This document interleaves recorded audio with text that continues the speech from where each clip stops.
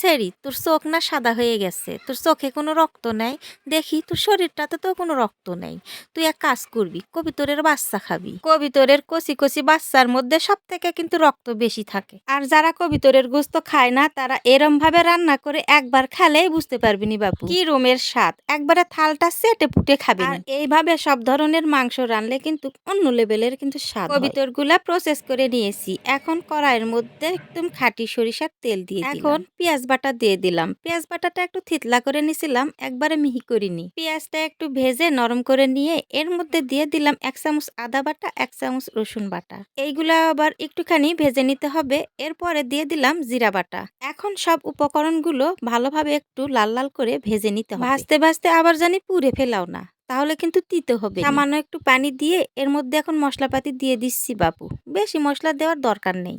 আর আমি কিন্তু এর মধ্যে কোনো গোটা মশলা ব্যবহার করছি না, সব বাটা মশলাই ব্যবহার করছি। এখন এর মধ্যে মরিচের গুঁড়া, হলুদের গুঁড়া এবং স্বাদ মতো লবণ দিয়ে দিলাম। আর 1 চামচ দিয়ে দিলাম গরম মশলা গুঁড়া। এই গরম মশলার মধ্যে কিন্তু সকল প্রকারের গরম মশলাই আছে। এখন আবার একখানা তেজপাতা মাঝখান দিয়ে চিড়ে দিয়ে দিলাম। এখন সব মশলাগুলা ভালোভাবে কষে নিতে হবে।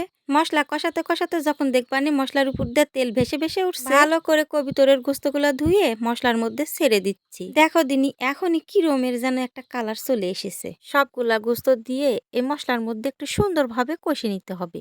এখন কোনো পানি দিতে হবে না, একটুখানি কষে নিয়ে তারপর কিন্তু পানি দিতে হবে। কি রুমের তেল বের হয়েছে। আমি কিন্তু ওই প্রথমেই একটুখানি তেল দিয়েছিলাম, পরে আর কোনোই তেল ব্যবহার করি। গোস্তগুলা কষাতে কষাতে যখন এক সময় তেলগুলা ছেড়ে দিবেনি তখন কিন্তু এর মধ্যে পানি দিতে হবে। এর আগে কোনোই পানি ব্যবহার করা যাবে না কিন্তু। এখন অল্প পরিমাণে পানি দিতে হবে, যতটুকু লাগে কষানোর জন্য। কিছুক্ষণ চুলায় জাল দিয়ে একটু পানি মরে গেলেই এটাকে আবার সামান্য একটু নেড়ে চেড়ে কষিয়ে নিতে হবে। আর এইভাবেই কিন্তু আমরা সব ধরনের তরকারি কষিয়ে রান্না করি।